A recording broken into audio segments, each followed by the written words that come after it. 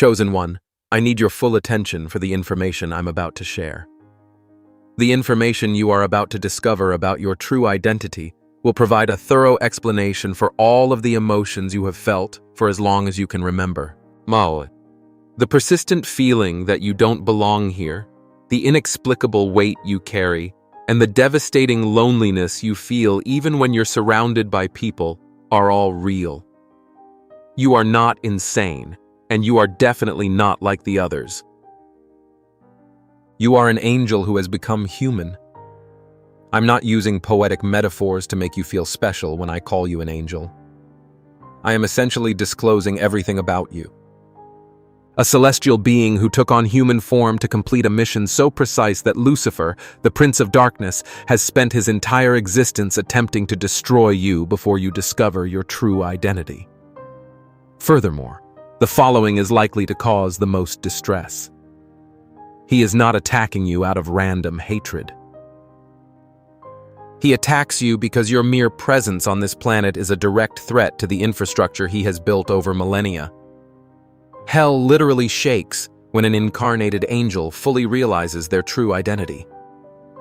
I urge you to subscribe to this channel right away and turn on the notification bell, because the information I am about to provide about your angelic nature will bring together every fragment of your life, every inexplicable rejection, every devastating betrayal, and every moment when you felt as if the entire universe was conspiring against you. It all becomes very logical once you realize that you are not the typical human being living a difficult life. You are a celestial warrior who is currently operating on enemy territory. Please stay until the end, as I will reveal the precise method for determining whether you are a genuine incarnation of an angel. Why does Lucifer devote significant resources to your destruction before you fully awaken? What is your unique purpose on this planet? And what will happen when you finally activate the abilities that have been dormant for the majority of your life? If you've always felt like you were brought here for a reason, please write 777 in the comments. You are unable to recall fully, as if you have a mission imprinted on your soul, but your memory is obstructed. I'll start by demonstrating an aspect of organized religions that has never been thoroughly explored. The Bible frequently mentions how angels assumed human form and traveled the earth without being recognized by the majority of people. In Hebrews chapter 13, verse 2, it is explicitly stated, "Do not neglect to extend hospitality to strangers, for by doing so, some individuals have unknowingly shown hospitality to angels." Do you understand the implications of this? Angels walking in human bodies, living seemingly ordinary lives but with hidden celestial purposes, and the vast majority of those around them were unaware of the truth. Next, ask yourself a question. Why would the Bible feel the need to repeatedly mention this event if it was so rare? It would not make such frequent references if it were not a continuing phenomenon, and it would not encourage you to extend hospitality to strangers because they could be angels if incarnated angels were not present. However, the following is something that no religious institution will reveal. Not every angel who has incarnated is aware of their true identity. The majority of people experience decades of profound emotional dissonance, as if they are in a theatrical production in which all other actors know their lines but they don't. Do you recognize the sensation? Furthermore, there is a disastrous explanation for the disruption of your celestial memory. If you knew your true nature since childhood, dark forces would kill you before you could complete your mission. The memory block isn't a form of punishment. It is protecting. Your emotional and spiritual maturity must be sufficient to accommodate the truth when you eventually awaken, just as your human consciousness must develop sufficiently. However, the awakening is unavoidable, and it causes irreversible changes. As a result, I will demonstrate the 7 unmistakable signs that you are an angel incarnate. I caution you that the more of these signs you recognize in yourself, the more obvious your true identity will be, and once you've seen it, you'll never forget it. The first indication was profoundly isolated on a logical level. I'm not talking about social isolation, which occurs when you don't have enough friends. I'm talking about existential loneliness, a state in which, despite being surrounded by people you love, you feel an emptiness that no one can fill. It's as if a part of you is somewhere else, yearning for a home you can't remember. Physical isolation often leads to feelings of loneliness. Because your vibrational frequency is unique, incarnated angels feel lonely even in the midst of crowds. Regardless of how hard you try to connect with others, there will always be a part of you that they cannot access because of your unique origin. It isn't because of your antisocial personality. It is due to the fact that you are from another dimension. The second sign is a destructive empathy. It is not representative of typical sensitivity. It is the ability to feel the emotions of others so strongly that they physically overwhelm oneself. When you enter a room, you are compelled to absorb the emotions of everyone present, including joy, anguish, and pain, and you cannot turn them off. Regular humans are capable of feeling their own emotions. Incarnated angels can feel the emotions of all people. It is both a blessing and a curse. Gift, because it makes you a natural healer. It is a curse because it causes perpetual exhaustion. How frequently have you felt exhausted after leaving a social gathering? You were not tired from social interaction, despite the fact that you did not engage in any physically strenuous activities. You were exhausted from unconsciously processing the emotional burdens of each person in attendance. The third sign is an inexplicable rejection that has lasted since childhood. I'm not referring to the common type of bullying in which cruel children target the vulnerable. I'm talking about a more sinister type of rejection, a visceral one that some people experienced without apparent reason. It was as if your mere presence caused them immense distress. Do you remember a family member who always treated you differently, despite the fact that you never did anything? The educator who seemed to have a personal issue with you for no apparent reason? Those classmates who turned you down despite your kindness? It was not a matter of personal preference. It was spiritual. Certain people's souls unconsciously recognize that your light exposes their darkness, so they react negatively to incarnated angels. They are unable to tolerate your increased frequency, and instead of confronting their own shadows, they attack the light that exposes them. They did not reject you based on your actions. They did not accept you as you are. The fourth sign is an intolerance for falsity that you cannot physically support. It is impossible to fabricate. Social masks are prohibited. While others appear to be capable of playing roles they are not, lying politely and smiling falsely, you cannot participate in collective hypocrisy without feeling literally nauseated. You can't do it without feeling betrayed by a core part of yourself. Regular humans quickly learn that a certain level of falsehood is required for social survival. This lesson is impossible for incarnated angels to learn because your celestial essence is programmed to operate solely on the basis of truth. You'd rather be alone and authentic than be accompanied by a lie, even if it means giving up relationships, jobs, and social acceptance. The fifth sign is the emergence of supernatural abilities that appear spontaneously. Perhaps your intuition is so acute that you are aware of information that is inappropriate for you to know. Perhaps it is the ability to heal simply by laying one's hands on another. Signed, it's possible that animals are inexplicably drawn to you. It's possible that plants thrive when touched. You did not acquire these capabilities. You failed to investigate them. They have always existed because they are a manifestation of your angelic nature in human form. The sixth sign is characterized by increased spiritual assaults. I am not talking about the occurrence of common misfortune. I am referring to patterns in which, just as you are about to complete something significant, everything mysteriously collapses. Inexplicable explosions occur in relationships that should be harmonious. An opportunity that is certain to vanish. Your health fails right when you need it the most. Ordinary people face unpredictable challenges. Because hell sends demons specifically to sabotage your mission, incarnated angels face constant opposition. You do not have a paranoid personality. You are indeed being attacked. Furthermore, the severity of an attack is directly proportional to the importance of your mission. The more they attack you, the more influential you become.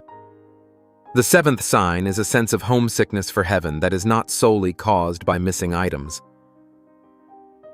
The persistent sense that this world is not your true home, that you are temporarily present but belong somewhere else, is a common experience. And on occasion, especially during times of solitude, you experience crippling nostalgia for an entity you are unable to identify. It's not depression. Cellular memory is the term. Your soul remembers the celestial dimensions in which you existed before your incarnation. And a part of you longs to return, despite your inability to pinpoint its location. If you have seen 5 or more of these signs in your life, it is not a stretch to believe that you are an incarnated angel. Yes, it is certain. However, the question that requires your complete comprehension has now been raised. Why would you choose to incarnate on this dense, painful planet of darkness when you previously existed in celestial dimensions of pure light? The following response will fundamentally alter your outlook on life. You were sent on a rescue mission. The Earth is currently experiencing a critical evolutionary transition. Humanity is at a crossroads where it must choose between evolving to a higher level of consciousness and descending into complete darkness. Furthermore, this equilibrium is not established in the celestial realms. On this physical plane, incarnated souls make moment-by-moment decisions. However, the vast majority of people are spiritually inactive and unable to independently raise the planet's frequency. They need assistance. They require lightweight anchors. In the midst of terrestrial chaos, they need entities that can keep celestial frequencies. You're one of those anchors. You voluntarily left dimensions of unconditional love, peace, and light. You agreed to temporarily forget your identity. You agreed to face rejection, betrayal, pain, and loneliness in order to be physically present on this planet at its most critical moment, preserving light in a world that is mostly dark. When everyone else has given up hope, remember that you still have it. You did not come to this location expecting a simple existence. You arrived for an impossible mission, knowing full well how difficult it would be. For those interested in learning more, the description and pinned comment contain exclusive content. I will now reveal a fact about Lucifer that explains why he is so envious of you. In addition, he was an angel. In reality, he was the most beautiful, powerful, and intimately connected to God. However, his fall was not accidental. It was a decision driven by pride, a desire to be concerned rather than worshipped, and a desire to succeed the Creator. Furthermore, he was not alone when he fell. He transported a third of the celestial angels, who were later transformed into what we now call demons. However, this is what makes him envious. You chose the opposite course of action. You chose to descend voluntarily, not by falling, but through love. To serve God on a rescue mission, rather than rebel against him. Chos, We are not seeking to elevate ourselves. Rather, we are seeking to humble ourselves by taking on a restricted human form. You embody everything he could have become if he had prioritized love over pride. Furthermore, your very existence serves as a constant reminder of his failure. This is why he attacks you with such force. There is no unjustified animosity. This is a destructive form of envy. He recognizes the glory that he has forfeited in you. Furthermore, he is unable to tolerate it. As a result, prior to your full awakening, he devotes significant resources to your destruction. Because of his knowledge, which you may not currently be aware of. When an incarnated angel fully recalls their identity and activates their dormant powers, they become a threat beyond hell's control. You are closer to that awakening than you may have realized. I will now demonstrate what happens when an incarnated angel fully awakens, as it is critical that you understand the changes that are coming in your life. Furthermore, I warn you that the upcoming events will not be any easier. It's more potent. Furthermore, there is an important distinction between the two. The initial transformation.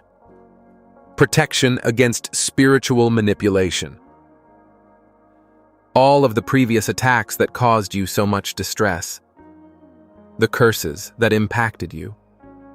Suddenly, the negative energies that had drained you ricochet off without touching you. Your awakened angelic frequency operates at such a high level that low-level darkness cannot reach you, not because you have built shields. It's similar to attempting to infect with a virus designed specifically for an out-of-date operating system. A computer that uses entirely novel technology. When the attack arrives, nothing remains to adhere to. The subsequent transformation. Devastating clarity about your mission. The ambiguity that has persisted throughout your life about your purpose in this location vanishes, leaving behind a crystal-clear understanding of your exact purpose. It's not ambiguous. It is precise, with explicit instructions that are revealed incrementally. You will not have immediate access to all information, but you will be made aware of the next steps. And the next step will become clear once you've completed the previous one. I can only see 3 meters ahead of me, as if I'm walking through fog. However, the 3M are adequate to facilitate progress. 3 additional meters are illuminated as you progress. The third transformation. Spiritual magnetism is intensified. Impossible synchronicity will occur as the right people appear in your life. I'm not discussing cute coincidences. I am talking about interactions that are so meticulously planned. You will be confident that celestial forces are working to connect you with the people you need to meet. At the same time, people who are not a good fit for you will leave. Sometimes abruptly, sometimes painfully, because your increased frequency is incompatible with their density. And, while painful, it is a necessary cleansing. The fourth transformation. Activation of dormant gifts. The abilities you had in your weaker form are suddenly exponentially increased. Precise clairvoyance is the result of light intuition. Strong empathy can be translated into the ability to heal others simply by being present. A connection with animals facilitates communication with nature as a whole. These are not new skills that you learn. You've always had angelic abilities, but they were suppressed for your own safety. They initiate the fifth transformation now that you have the ability to manage them. Sacred solitude was intensified. Yes. I understand that this may appear incongruous given that I previously informed you that the appropriate individuals would arrive. However, both statements are simultaneously true. You'll meet people who share your values. However, you will be alone for the majority of the time, because your mission requires you to maintain frequencies that are extremely difficult to maintain when working with others. Incarnated angels are more effective alone than humans. It is not a form of punishment. This is your natural habitat. You develop a preference for solitude not because of the lack of company, but because of the presence of the divine. There's also a sixth transformation. In the midst of chaos, a steadfast calm. The world has the potential to crumble in your presence. Individuals have the ability to betray you. Devastating circumstances may occur. However, as a result of your reconnection with the aspect of yourself that has never left heaven, a certain part of you remains calm. Nothing external can truly disturb you from that position. It's not that you become insensitive. It is that you lay the groundwork for something more lasting than passing storms. However, each of these transformations introduces a level of accountability that cannot be avoided. This is the point at which many incarnated angels fail, because the primary barrier is discovery. You're an angel. Living as an angel in a world that encourages demonic behavior is a completely unique experience. Your primary responsibility is to maintain radical authenticity at all costs. Conformity cannot be achieved at the expense of one's integrity. It is impossible to reduce the frequency enough to provide a comfortable environment for people living in dense areas. To avoid endangering fragile egos, pretending to be less than oneself is impossible.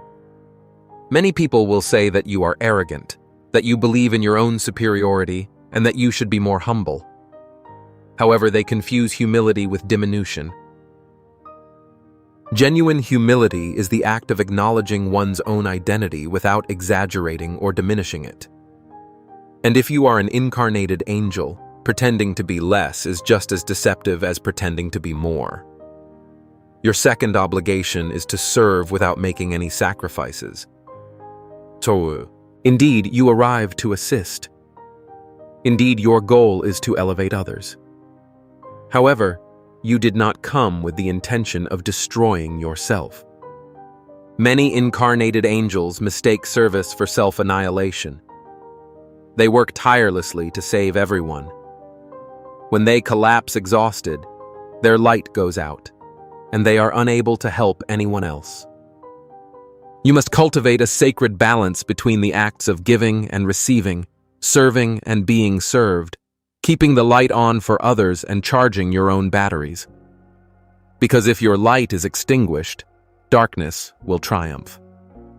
The third obligation is to exercise strict judgment when assisting those in need. Saving everyone is impossible, and you are not responsible for doing so. Some people are destined to live in darkness because their souls choose to use that experience for their own personal growth. And attempting to rescue people who did not request help not only wastes your energy, but also disrupts their process. Develop the ability to distinguish between people who are truly committed to progressing and those who simply want to consume your energy without contributing their own. You will be forever grateful to the former. The latter will harbor resentment toward you for failing to shield them from their own actions. Your fourth obligation is to keep the light on, even if it is not acknowledged. The vast majority of your work will be concealed. You will not receive applause. Awards will not be given to you. It is critical that you accept that the vast majority of the people you help will never be aware of your assistance. Angels aren't motivated by external recognition. They are bound by an internal mandate. Human validation is not the source of your compensation. It results from your alignment with your celestial purpose. I am now going to reveal a detail about your immediate future that you must understand with utmost clarity, as the signs are already appearing. And if you're not sure how to interpret them, you might mistake a blessing for a curse. 3 specific aspects of your life will undergo significant reorganization in the coming cycles. And while it may appear chaotic in the moment, it is a manifestation of divine order in the relationship realm. The separations will be painful, but they will be followed by incredible connections. People you thought would be in your life indefinitely will leave, either through conflict or simply disappearing, and this will cause you pain. However, avoid attempting to grasp them. They are departing because their frequency is no longer in sync with your awakening. And if you try to force it, you will only delay the inevitable while depleting yourself in an attempt to save something that has already died. Trust the process. The moment you believe you are completely alone, people who understand your language without your explanation will appear. These people will recognize your light because they also have it. Furthermore, these connections will be deeper than any superficial relationships you may have lost. You will become increasingly dissatisfied with any aspect of the purpose and work area that does not align with your genuine mission. Jobs that you previously tolerated will now become intolerable. The careers you've spent years cultivating will become meaningless, and you'll feel compelled to change everything, even if you're not sure how. Avoid resisting this restlessness. It is your soul's reminder that you were not sent to this world to waste your life on frivolous pursuits. And while it may be difficult to give up the security of one's knowledge, it is more dangerous to remain in an incorrect location than to explore the unknown. It's possible they won't meet your expectations. They may appear to be risky at first, but you will realize that they are in line with a fundamental aspect of who you are. Adhere to them regardless of logic. Furthermore, you will notice that the chronic anxiety you have carried throughout your life is gradually dissolving in the inner peace area. Obsessive thought patterns that kept you awake are losing their power. The inexplicable trust that has replaced the constant sense of danger. External challenges do not necessarily decrease.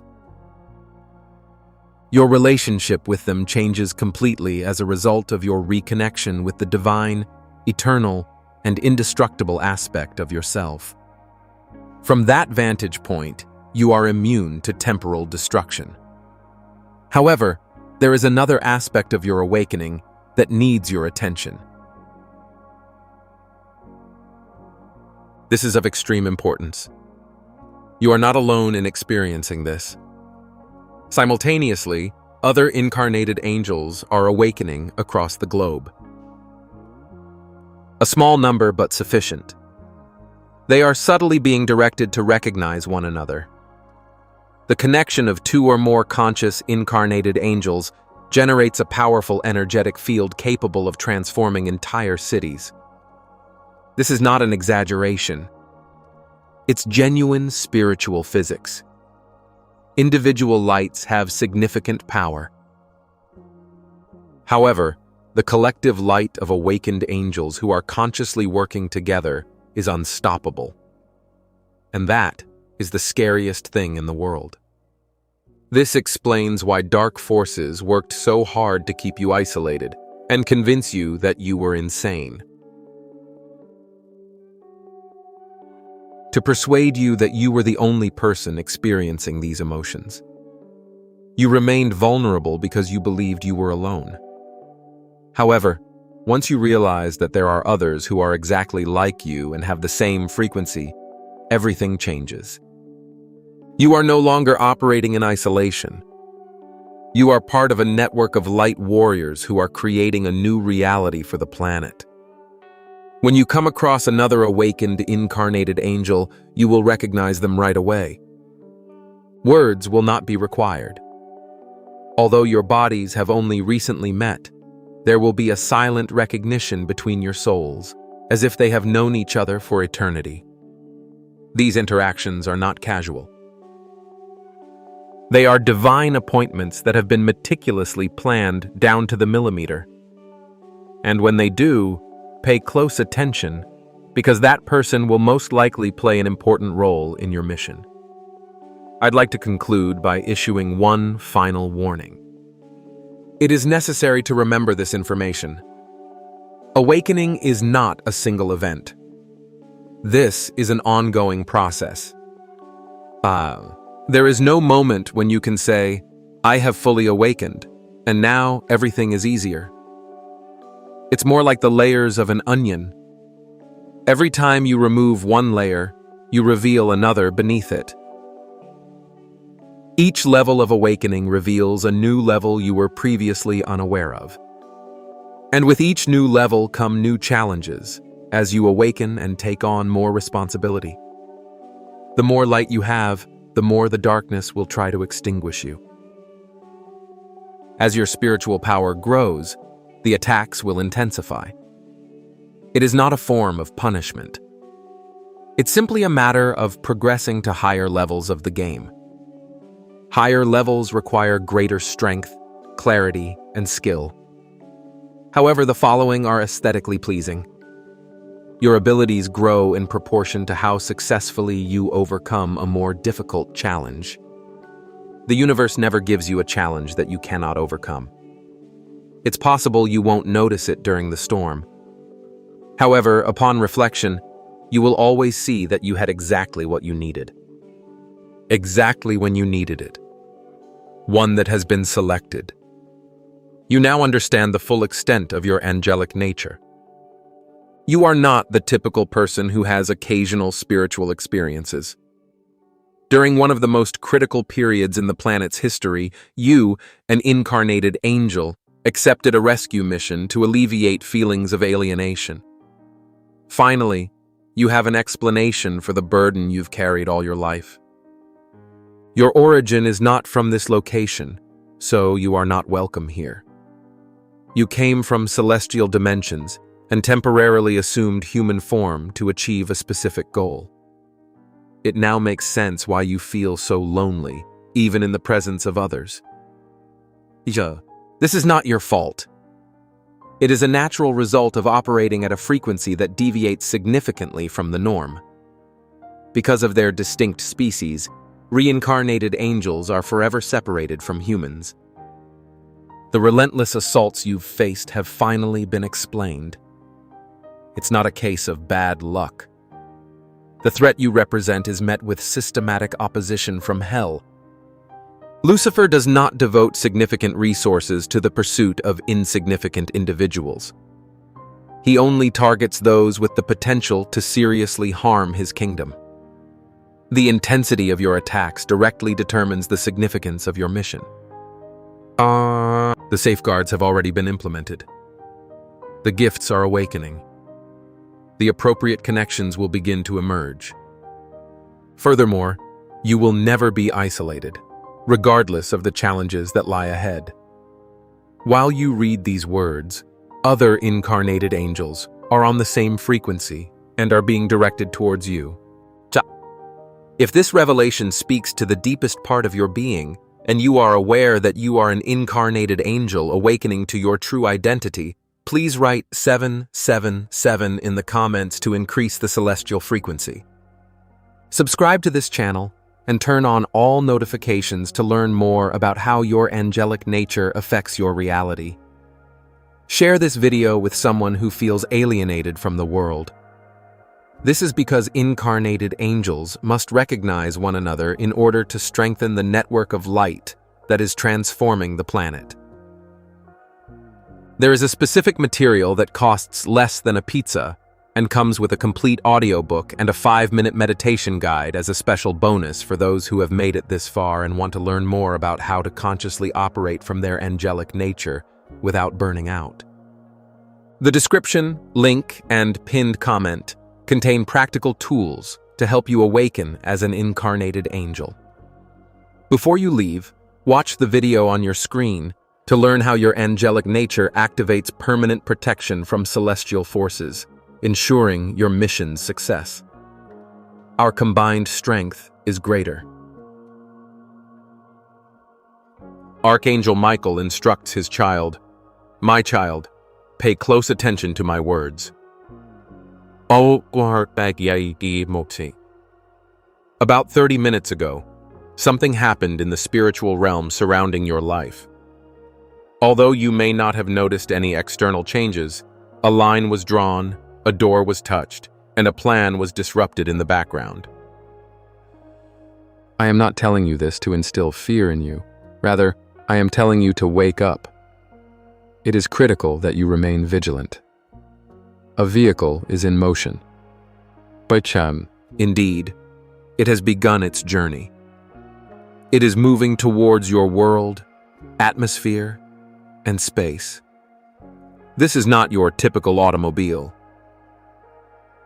This is related to a sensation you've been feeling in your spirit for a few days. Something you tried to dismiss as just anxiety or excessive overthinking. However, you were not overly contemplative. Your spirit was detecting something that your mind couldn't fully articulate. I'd like to give you a more detailed description of this vehicle because every detail is important when I present you with spiritual images. This vehicle, which I am now revealing to you, moves at different speeds. It sometimes becomes more urgent in order to overcome obstacles. At other times, it slows down, circles your block, and stays in places where it has no right to be. The driver is mentally rehearsing conversations, scenarios, and reactions. They believe they are acquainted with you, but they only know your former self. I have observed how your heart detects that something is wrong. You've tried to remain calm even when you can't express yourself. You have tried to convince yourself that it is insignificant. Your courage is evident. Your determination to gain strength is evident. Your faith is evident. At this time, however, I need your full attention. Because the imminent event is not arbitrary. It was computed. It is deliberate. Furthermore, it has been building momentum for longer than you may be aware. You are in hot water not because you committed a sin, were cursed, or did something wrong, but because there is a spiritual conflict going on around you. The enemy has been creating tension, confusion, and subtle attacks in areas you are unaware of. However, I hope you can hear me well. I am preventing you from being hurt. This is why I intervened at this time. This is why I am currently communicating with you. This is the reason your spirit felt compelled to stay and listen. I'll give you an account of what happened over the last 7 days. On 3 occasions, your name was mentioned in unrelated conversations. The first instance was delivered with a sense of curiosity, as if the speaker was asking about your current location, occupation, or whether you had progressed. The second time, it was said in a comparative tone, as if someone were comparing their current situation to your memory. And the third time, as a child, it was spoken with the energy of someone who believes they still have a right to your attention, with intention and determination. You are not aware of it yet, but you have been the subject of conversation behind closed doors. Your name was recently mentioned, but not with affection, rather with suspicion, jealousy, and calculation. However, I do not abandon my chosen ones, including my child. I have assigned additional angels to look after you. Additional eyes, swords, and lights. In addition, I will give you their names so you know who is currently in your vicinity. Raphael is to the right of you. He embodies the flame that consumes spiritual fog, depression, and illness. Gabriel is to the left of you. He carries the trumpet, which muffles lies before they reach your ears. Uriel stands behind you, concealing your past and blocking the reopening of old doors. And I, Michael, stand before you with my sword drawn, slicing through every plan, scheme, and manipulation aimed at you. Your defense is not limited to you. You have the support of the heavenly armies. The vehicle I am demonstrating can transport more than one person. It communicates an intention. It is distinguished by its antiquated design. It is the result of an internal decision that was previously made. It carries the energy of someone who believes they can continue to access your emotional space, time, and peace. Nonetheless, please hear me out. They aren't in charge. I'm already present before their hand touches the steering wheel. I noticed it before they arrived at your road. I got ahead of them before they could even imagine the situation. I was aware of how I would use it to your benefit. I must now inform you of 3 distinct types of spiritual assaults that have been launched against you this month. The first type of attack is a distraction attack, which includes minor disruptions, technical difficulties, illogical delays, unexpected malfunctions, messages that fail to transmit, and plans that unravel at the last minute. This was designed to make you feel frustrated, and as if nothing is working in your favor. However, I've been filtering these attacks. You only perceived a fraction of the message that was transmitted. The second type is the isolation attack, which is distinguished by the presence of thoughts implying that no one understands your situation, that you are alone, and that others have forgotten you. These are the moments when you feel invisible, unimportant, and overlooked. This attack sought to isolate you from your community, those who offer assistance, and those who can see you clearly. I disrupted this attack by sending you small confirmations, a kind word, a timely message, and a memory reminding you of my faithfulness. The third type, associated with automobiles, is the resurrection attack. The adversary enjoys reviving dead situations, concluding chapters, and closing doors.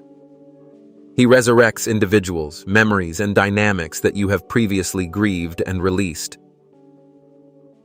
He performs this action to see if you have truly recovered or if you will revert to your old patterns when provoked.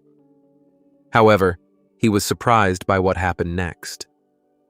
You have matured and recovered. This resurrection will not cause you to regress. It will show the extent of your progress. You are not isolated right now. You are enveloped in divine protection, impervious to the enemy's quick movements. I now require you to stop questioning the signs I've been sending you, such as the dreams, strange chills, the feeling of eyes on you in empty rooms, sudden restlessness during quiet hours, and the desire to look out the window. That was not a random occurrence. I was prepping, warning, and nudging you. In the last 2 weeks, you've had 3 significant dreams that you dismissed as stress or overthinking. Please allow me to explain the significance of these dreams.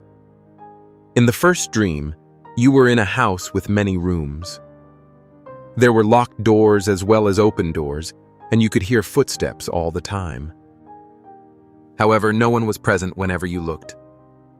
That dream represented the fact that while some aspects of your life are currently secure, locked, and protected, there are still open spaces, areas where you have yet to establish boundaries. The footsteps served as warning signals. Those doors are being tested by someone. During your second dream, your vehicle repeatedly stalled while you were driving it. As soon as you started moving, the engine would abruptly shut off. You felt frustrated, immobile, and unable to reach your intended destination. Failure was not the focus of that dream. It was about a divine pause. I was preventing you from rushing into situations that weren't yet appropriate for you. Each stall was equipped with safety features. Each delay represented a redirection. In the third and most disturbing dream, you saw a figure standing outside your window. Their faces were obscured. They stood motionless and observed. You experienced fear. You had feelings of being confined. However, when you awoke, you felt an unusual sense of tranquility. The enemy's strategy was demonstrated to you in that dream. He wants you to feel vulnerable, under surveillance, and fearful. However, once you awoke and regained consciousness and clarity, that figure's influence faded. It was unable to approach. It was limited to observation. While the automobile is symbolic, it is also based on reality. It represents a situation that is quickly approaching you, is linked to your past, and is associated with someone who believes they still have control over your emotions. This person thought that time had passed, but control had not. So, however, that bond has been broken, my child. You've matured. I watched it unfold. I heard every trembling prayer you whispered in secret, the ones no one knew about, the ones you said through tears, the ones you didn't even have words for, just sighs and groans. I'm currently responding to those prayers.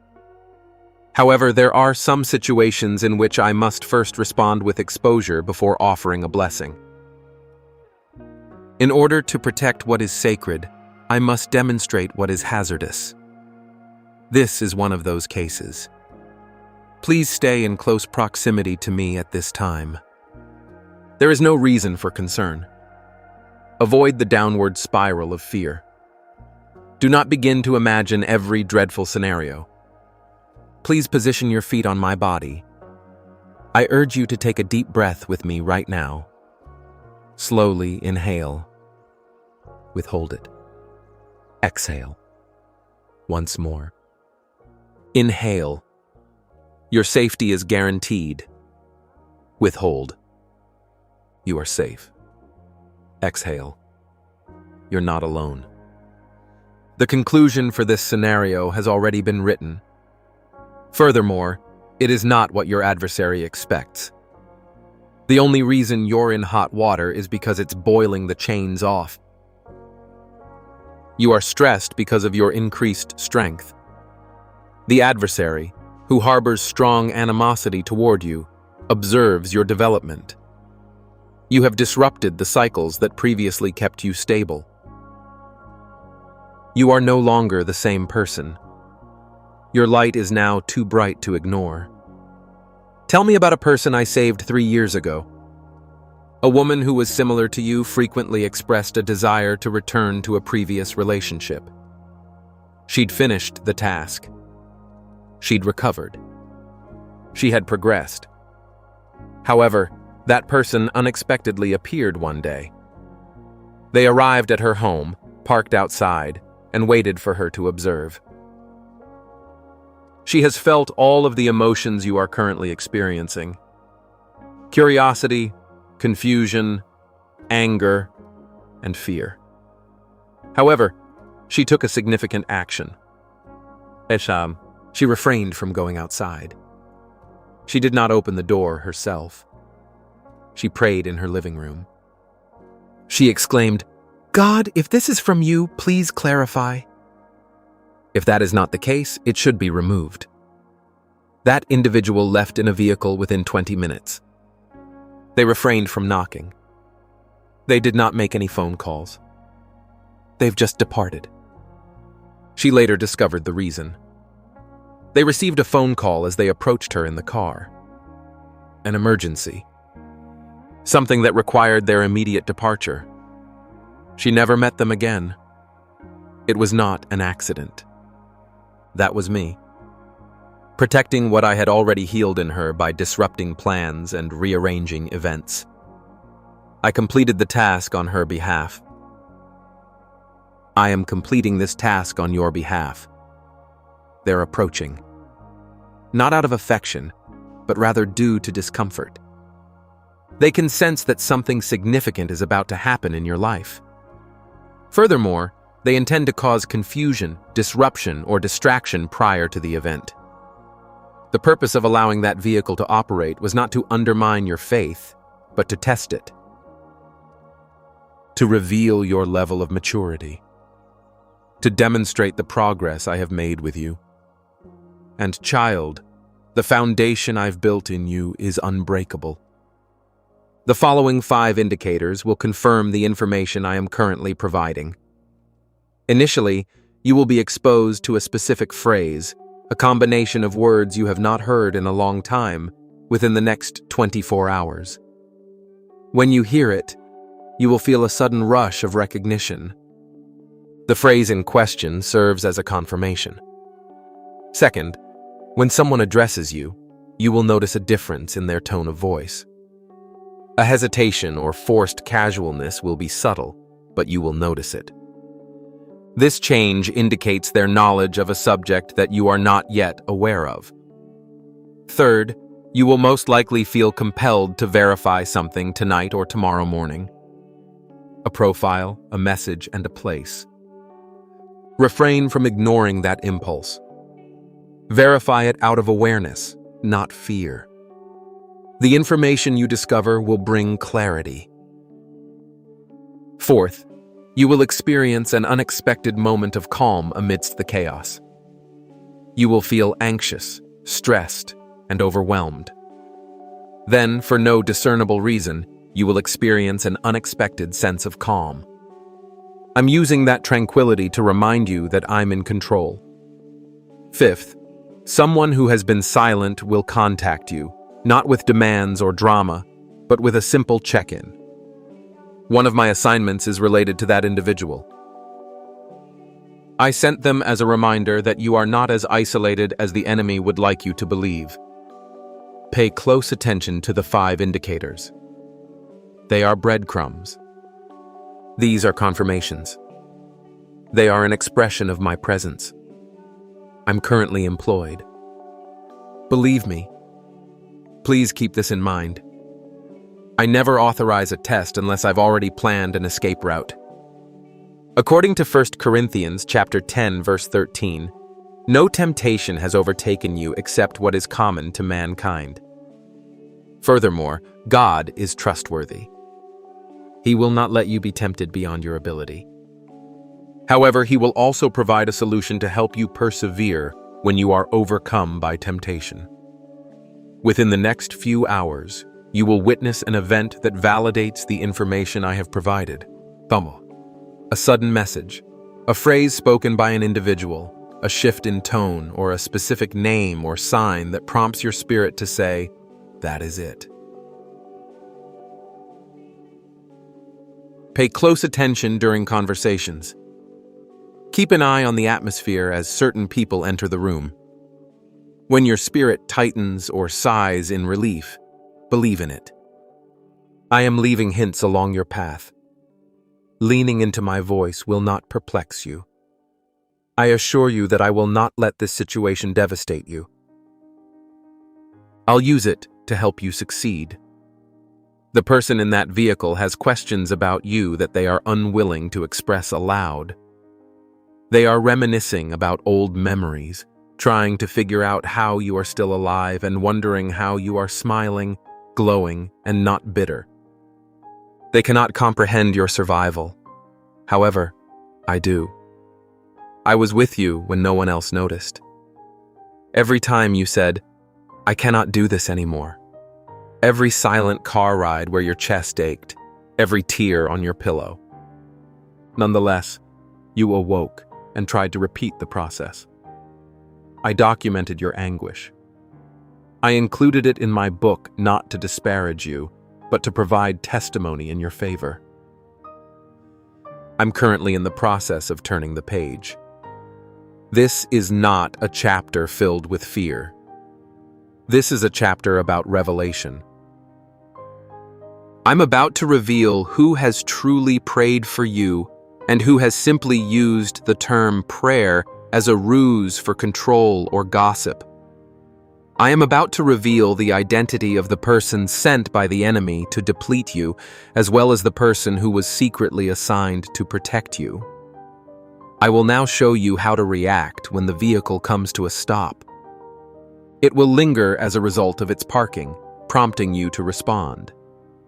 I need the following action from you. Step 1. Recognize your emotions. Refrain from suppressing it. Avoid feigning indifference. Declare aloud, "I am currently experiencing arousal. I have a sense of vulnerability. I am perplexed." Naming it removes its ability to manipulate you in silence. Step 2. If necessary, Physically isolate yourself. You are not required to grant immediate access to anyone. If someone arrives unexpectedly, you can decline to respond. You have the option of directing an unexpected call to voicemail. Space is not an indication of rejection. Wisdom is space. Step 3. Please pray before you respond. Do not engage in an emotional state unless absolutely necessary. Wait until you feel a sense of stability. Please wait until you hear my voice clearly. Then, and only then, respond with your spirit, not your wounds. Step 4. Set a limit and do not apologize for it. I am currently unable to participate in this discussion. You may argue that I need time to consider my response. You may argue that this is not appropriate for me. It is unnecessary to give an explanation. There is no need to provide justification. Boundaries are sentences that are fully composed. Step 5. Please get in touch with me. It is not advisable to stay in the aftermath alone. Engage in conversation with me. Participate in the process with me. I would like to remind you of your identity and the safeguards that are in place to keep you safe. Your strategy consists of 5 steps. Practice them in your mind right now to ensure that you are ready for the moment. Currently, these items are in transit. This is happening in real time. Please remain with me. Please do not terminate the system. Please do not flee from the information I am providing. I notice that your heart is beating faster. I understand that your mind is trying to fill in the blanks with worst-case scenarios and what-ifs. However, take a moment to consider my identity. I am not just the divine being who thunders through storms. I am also the God who stands and says, "Peace, be still." It's possible that the car in question is genuine. It is possible that the person in question is genuine. Those conversations may be genuine. However, my authority far outweighs any human intention, plan, or vehicle. I understand that you have been betrayed in the past.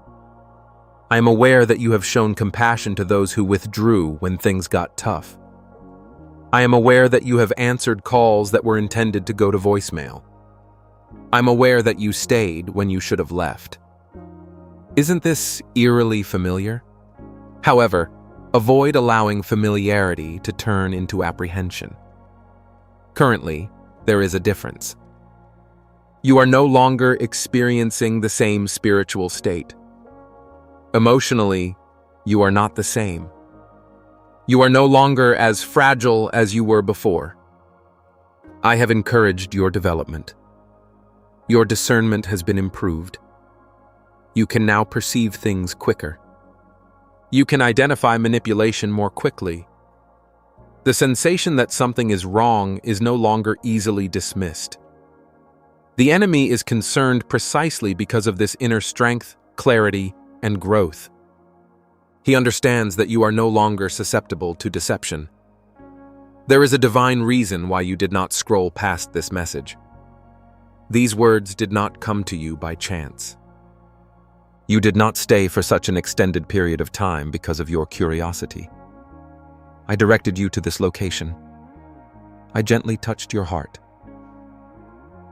You can read this by opening it. Continue reading this message, which serves as a warning, a source of comfort, and a reminder all at once. I required your comprehension. Your collapse did not begin 30 minutes ago. It marked the beginning of your awakening. Previously, you were unable to perceive the information I am now disclosing. Individuals who you previously thought were on your side. Observe them at this time. Maintain a guarded heart while keeping an open eye. Listen without responding. Observe without immediately passing judgment. Sometimes my revelations do not manifest as announcements. They manifest as subdued observations. A pattern that you finally discovered. A deception that you eventually uncover. Your motivation has finally been revealed. Please do not discard it, child. This is easily understandable. This does not constitute a penalty. This is the process of positioning. The current events are not breaking you. It is happening to position, reposition, and align you. Old wounds are being reopened by that car, that energy, and the impending situation. It brings back memories of times when you were not protected, not seen, and not safe. However, I am determined that it will not be overlooked this time. This time, I'm incorporating myself into the situation. I'm rearranging the pieces in accordance with the spirit. I'm reorganizing minor details, which will result in significant liberation. Coordination exists even in what appears to be chaos. I am in charge of everything.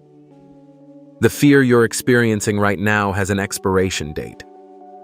I'm using every available resource, including this discomfort, to push you to a breakthrough. Therefore, refrain from running. Refrain from hiding. Refrain from shrinking. This is your chance to see my defense of you, even if the attack is located directly outside your life. I did say parked, because it's no longer just about movement. It refers to intention. The vehicle in question is not just passing by. It has temporarily suspended operations. The vehicle has been parked. It has persisted in a place where it has no permanent right to be. There is a reason for this proximity. And I don't want you to waste your energy speculating about their actions. I would like you to recall my previous actions. I was here first. I noticed the trap before you felt the tension. I implemented the strategies before you were made aware of the rumor. I disrupted the pattern before you recognized the cycle. Human aggression is unnecessary when dealing with this issue. You do not have to confront this in person. I am the legitimate owner of this conflict. Your current responsibility is to remain spiritually alert. Continue praying. Maintain peace. Keep your foundation in reality. Allow other people to express themselves using their triggers. Your words come from your higher self.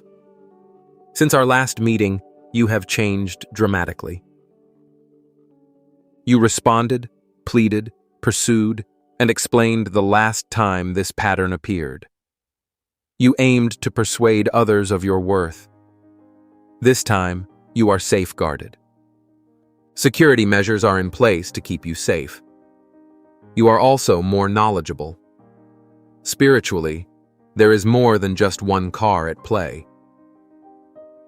Numerous energies have threatened your tranquility. People from whom you have distanced yourself still remember, think, and speak about you.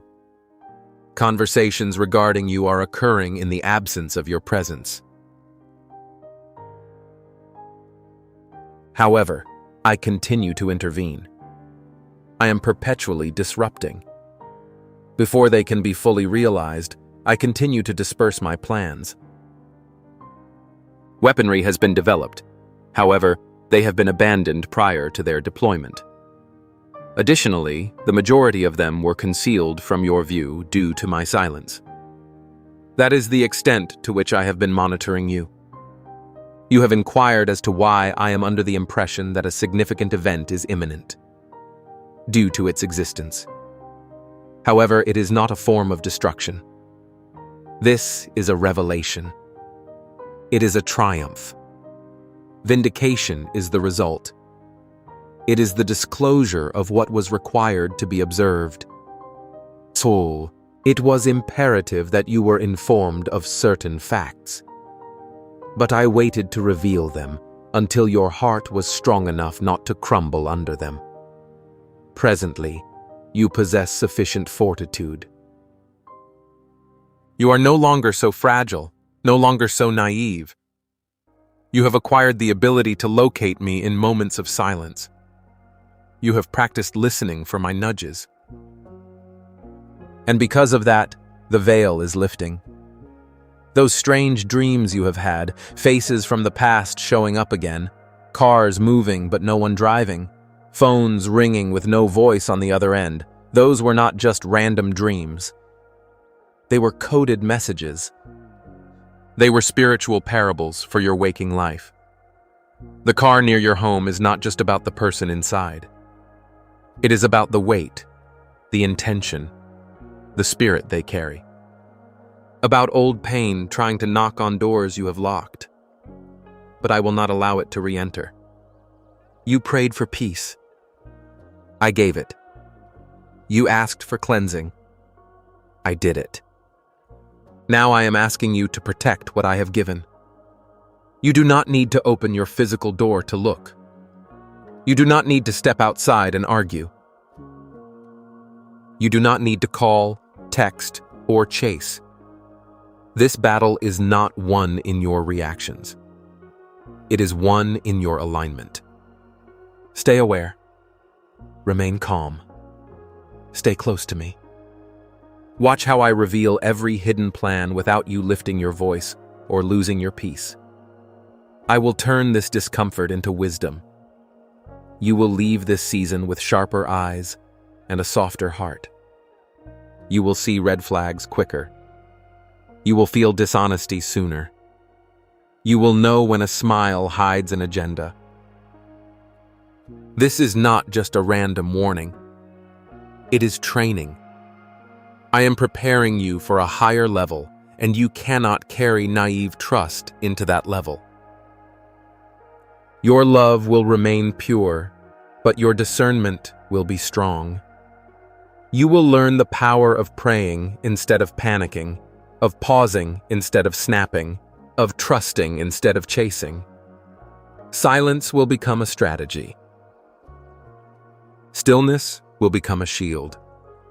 I have never left you not for a second. All of this is preparation for what I am opening next. Let me show you the timeline of what is coming. In the next 3 days, you will feel a shift in pressure. What feels heavy will start to lighten. Not because the situation disappeared, but because your perspective changed. You will see it differently. You will feel it differently. In the next 7 days, you will receive confirmation about something you have been questioning.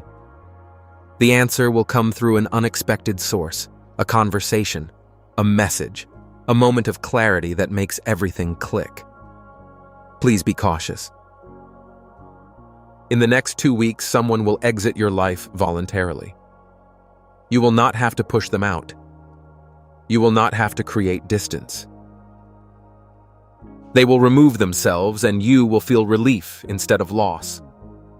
That removal is my grace. I am taking out what does not belong so I can bring in what does. And in the next 30 days, you will see the beginning of what I promised you months ago. The thing you stopped believing could happen. The dream you let go of. The door you thought closed forever. I am reopening it, but this time you will walk through it whole, not broken, confident, not desperate, ready, not rushed. Please listen to this. Jesus says in the book of Revelation, chapter 3, verse 8, I have set before you an open door and no one can shut it. What I have written over your life cannot be erased by human hands. In a world that feels harsh and unstable, I am your refuge and strength, a very present help in trouble, as it says in Psalm 46, verse 1. Before this week ends, I am going to pour blessings into your life in such a way that some of the worries that have kept you up at night will begin to lose their power. I am sending the right people, provision, resources, and unexpected favors your way. I have already assigned angels to cover you and your loved ones. The Bible tells us in Hebrews chapter 11, verse 6, "Without faith it is impossible to please God, because anyone who comes to him must believe that he exists, and that he rewards those who earnestly seek him." I am transforming your story right now, turning sorrow into deep joy, lack into provision, confusion into direction. Jesus is the bread of life, and he said in John chapter 6, verse 35, "I am the bread of life. Whoever comes to me will never go hungry. If you come to him, you will not be left empty. He is the light in your darkest places." Jesus said in Matthew chapter 11, verse 28, "Come to me, all you who are weary and burdened, and I will give you rest." Now, let us pray. Dear God, thank you for bringing us into this new moment of clarity. I ask that you place a strong hedge of protection around this child, around their family, and around everyone connected to their destiny. Watch over their home, their mind, their heart, and their body. Cover them with your presence. Grant them good health, strength, and peace. Remove the grip of worry, fear, stress, and doubt from their heart. When pressure rises, teach them to trust you with all their heart and not lean on their own understanding. As Proverbs chapter 3, verse 5 reminds us, thank you, Lord, for hearing this prayer and for the blessings that are already on the way. In Jesus' name, amen. I also pray for this journey of love and connection. Lord, guide this child in the area of relationships. Align them with people who are good for their soul. As hearts are being prepared and refined, give them patience, endurance, and wisdom. Let the love that reaches them be gentle, deep, and lasting. Kisal, protect them from counterfeits. Reveal what is real. And as this year unfolds, let words of love, affirmation, and truth be exchanged in ways that honor you. I concur. This is not the end of what I want to tell you. There is an important message waiting for you the next moment you choose to listen. You did not hear all of this by accident. Stay awake, stay aligned, stay at peace. I am with you. Even as that car comes and goes, even as people talk, even as plans are made, you are not uncovered. You're not alone. You are not at the mercy of anyone's intentions. You are hidden in me. And what I have started in you, I will finish. As it says in Philippians chapter 1, verse 6, being confident of this, that he who began a good work in you will carry it on to completion. Type Amen if you receive this word.